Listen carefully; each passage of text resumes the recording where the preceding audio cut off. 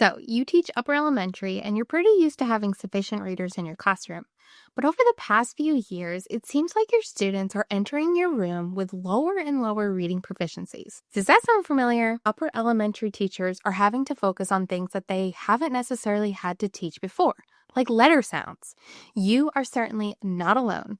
Upper elementary teachers across the country are struggling with this too. We know that you don't have the time to research these things, so we have done it for you. Hey everybody, I'm Emily with the Stellar Teacher Company, and today is all about phonemic awareness. You may be surprised to know that the most common cause of word reading difficulties in upper elementary is weak phonemic awareness. In this video, I'm going to go over the basics of phonemic awareness, why it's so important even in upper grades, and some quick drills that you can start with your students this week that they will actually enjoy. So let's dive into the basics. This is the we listen and we don't judge portion of the video.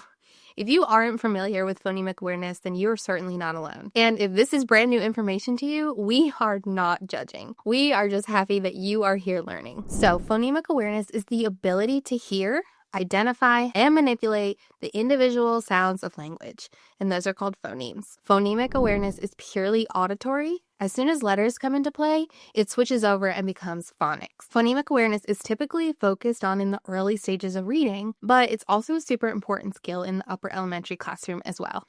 So why is it so important in the upper elementary classroom? Well, I said this earlier, but it's worth repeating because this is such an important fact. The most common cause of word reading difficulties in upper elementary is weak phonemic awareness. When we check out the reading rope, phonemic awareness is one of the substrands inside the language comprehension strand. So we know that it's super important in order to develop accurate and fluent readers who eventually become skilled readers.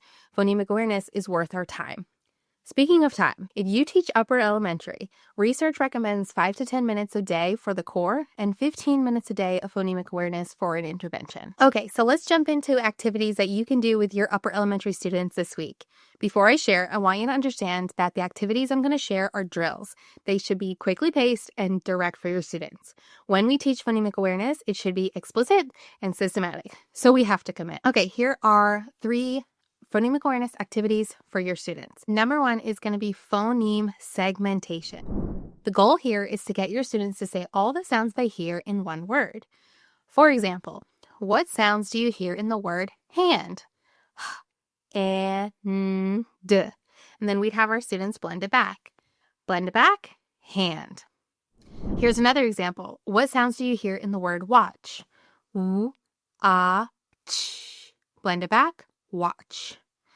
You're going to follow the same script each time, and your students get to know these and become super automatic and confident, and that's when it becomes really fun for them. Okay, next activity is the opposite. It's called phoneme blending. So I'm going to say the sounds, and you're going to repeat them back to me and say the word. R, and your students would say run. And you can level this up by adding prefixes or suffixes. Let's try another. What's the word?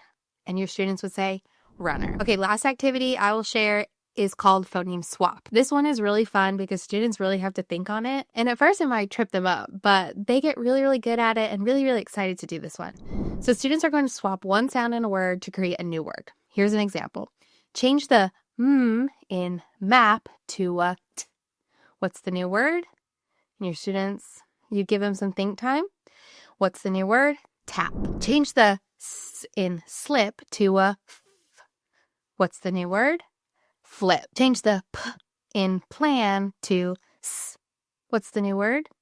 Slam. So you can do this with real or make-believe words. Now, those are just 3 examples of phonemic awareness drills. There are bukus of phonemic awareness drills out there, but the few I shared, I personally had success with in the upper grades. They're a little bit more difficult than other activities, say rhyming, phoneme counting, and syllable counting, although all of those things are super important, even in the upper elementary classrooms.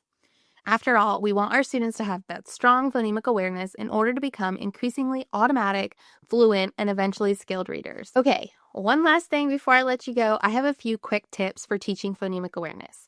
First of all, when we are reading a script and see symbols that look like this, it indicates that we are saying a sound. So in this case, we say f, like in fan. So anytime you see a letter combination inside those slashes, it indicates us saying a sound. Next, this is super important and a very common mistake that adults make. And by the way, let me go ahead and call out my husband. We are teaching our 2-year-old, our toddler, we're teaching her letters and letter sounds, and he keeps doing this and it keeps driving me nuts. When we say our letter sounds, we want to be sure that we are not adding an to the end of our letter sounds. So if I say, what's the first sound in farm, is the correct answer, not f.